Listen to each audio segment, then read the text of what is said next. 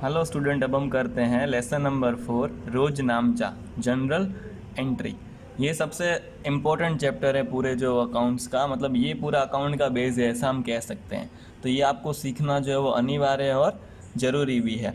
तो देखते हैं क्या है रोज नामचा का अर्थ। रोज नामचा दोहरा लेखा प्रणाली की नींव की बही है। दोहरा मतलब कि हमने पता है कि जिस असर की दो एंट्री, एक उधार और एक जमा होती है, उसे हम दोहरी लेखा पद्धति कहते हैं।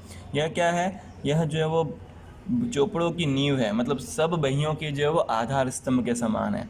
यह ऐसी मूलभूत बही है, मतलब बेसिक, कि इसके बिना अकाउंट आगे बढ़ेगा नहीं, जिसके आधार पर नामा पद्धति की बाकी बही लिखी जाती है, कि उसके आधार पर जो भी अंदर बाकियां दी गई है जो बही के अंदर, वह जो वो लिखी जाती है।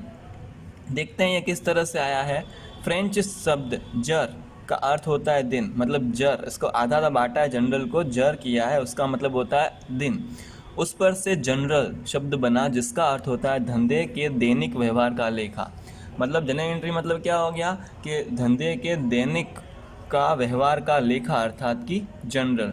अंग्रेजी शब्द जनरल मूल लेटिन भाषा, कौन सी भाषा पर से जनरल शब्द आया है? लेटिन भाषा पर से, जिसका अर्थ लेखा या डायरी होता है, कि जिसका मतलब क्या होता है, एक प्रकार का लेखा या डायरी जिसमें हम नोट करते हैं। तो आइए अब हम जो है वो इसके सम्स देख लेते हैं, किस तरह से हमको जो है वो एग्ज़ाम में एंट्री या जनरल एंट्री पूछी जाएगी। तो यह एंट्रीज करने से पहले हमें जो है वो एक बात का ध्यान रखना है कि हमें जो है इसके अंदर उधार जमा के नियम हमको आने चाहिए। ठीक है, उधार जमा के नियम के अनुसार ही हमको क्या उधार और क्या जमा होगा वो पता पड़ेगा। तो आपको उधार जमा के नियम खास करके याद करने हैं और फिर आपको ये एंट्रियाँ समझ में आएगी, जो कि हमने पिछले यूनिट में सीख लिया था वीडियो में कि किस तरह हमको उधार जमा के नियम अप्लाई करने हैं। आइए करते हैं। फर्स्ट क्वेश्चन है यहाँ पे, क्वेश्चन नंबर 5, निम्नलिखित व्यवहारों पर से प्रांजल की बही में रोज नामचा लिखे। अब क्या कहता है, हमको रोज नामचा लिखना है प्रांजल की बही में। ठीक है, और ये सारे उसके व्यवहार है 7 अलग अलग। तो यहाँ पे हम पहले उसका जो वो कॉलम बनाएंगे, ढांचा बनाएंगे। किस तरह बनाएंगे? पहला डेट का कॉलम बनेगा, दूसरा पर्टिकुलर का बनेगा, फिर LF मतलब लेज़र फोलियो नंबर, और फिर डेबिट अमाउंट और क्रेडिट अमाउंट। ऊपर लिखेंगे general entry in the book of Pranjal, क्योंकि प्रांजल की बही में हमको जनरल एंट्री लिखनी है। तो पहला हमारे पास जो क्या कहता है, 10,000 रुपये का रोकड़ ला के धंधा शुरू किया। देखिए अब क्या आ रहा है, रोकड़ आ रहा है। ठीक है, रोकड़ आ रहा है धंधे में, आए तो उधार, मतलब कैश अकाउंट डेबिट। ठीक है, उसके बाद जो क्या है, देने वाला कौन है यहाँ पर? मालिक जो है वो धंधे को दे रहा है। क्या दे रहा है? पैसा दे रहा है, मतलब पूंजी, धंधा लाकर शुरू किया है धंधे में। तो क्या होगा, देने वाले खाते जमा, मतलब यहाँ पे करेंगे टू कैपिटल अकाउंट। आई बात समझ में? और यहाँ पे आप रकम लिखेंगे जो दी गई, कितनी? 10,000 रुपये। तो 10,000 उधार में, यहाँ का उधार में, और जमा का जमा में लिखेंगे। उसके बाद दूसरी एंट्री हम करेंगे। देखिए क्या है दूसरी एंट्री, 5,000 का माल नकद खरीदा। अब यहाँ पर हमने क्या किया, 5,000 का माल नकद खरीदा है। खरीदा मतलब क्या आएगा? माल आएगा। माल आएगा मतलब माल को हम बोलते हैं खरीद खाता। जब माल आता तो खरीद खाता, और यदि माल जाता है तो बिक्री खाता। तो माल आ रहा है मतलब क्या करूँगा, परचेस अकाउंट डेबिट। आए तो उधार, परचेस अकाउंट डेबिट। और बदले में हम क्या कर रहे हैं, नकद चुका रहे हैं, मतलब नकद से खरीदा है, मतलब क्या जाएगा यहाँ पर, नकद जाएगा। तो नकद जाए तो जमा, तो टू कैश अकाउंट। कितना रुपया? 5,000 रुपया। आई बात समझ में? तीसरा करते हैं अभी हम लोग।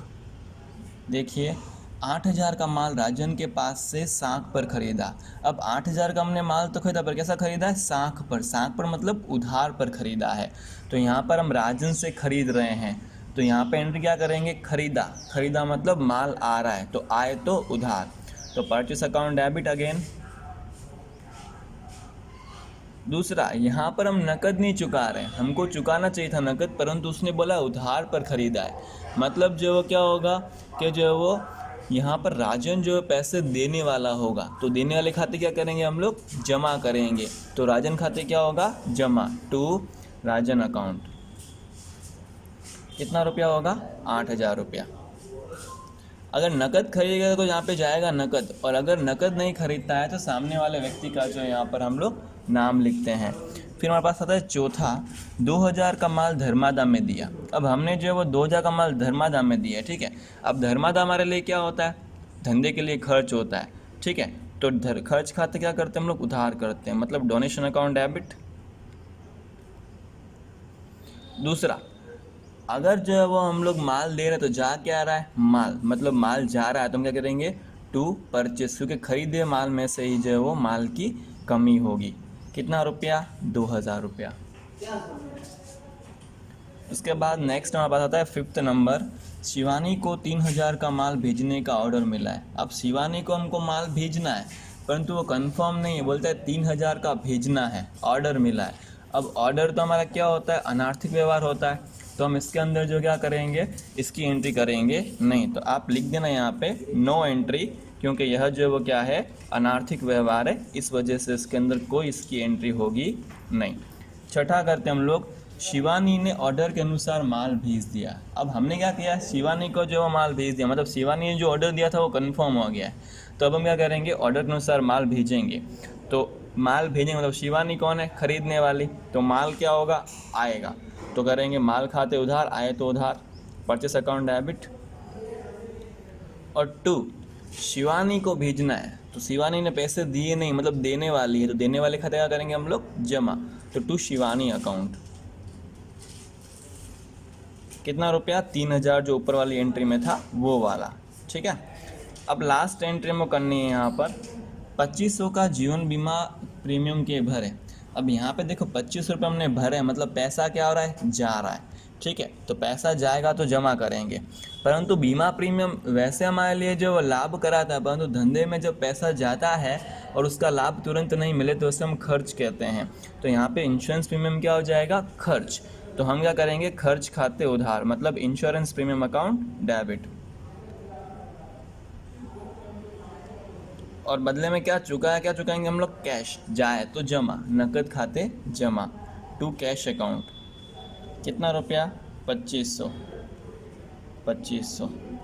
ठीक है। इस प्रकार हमें जो है वो ये सारी एंट्री करनी है इंग्लिश में, और यहाँ पे भी से टोटल कर देना है 15, 25, 28, 30, 500। कितना आएगा, 30, 500 रुपया आएगा। टोटल दोनों का उधार जमा का सेम ही होगा।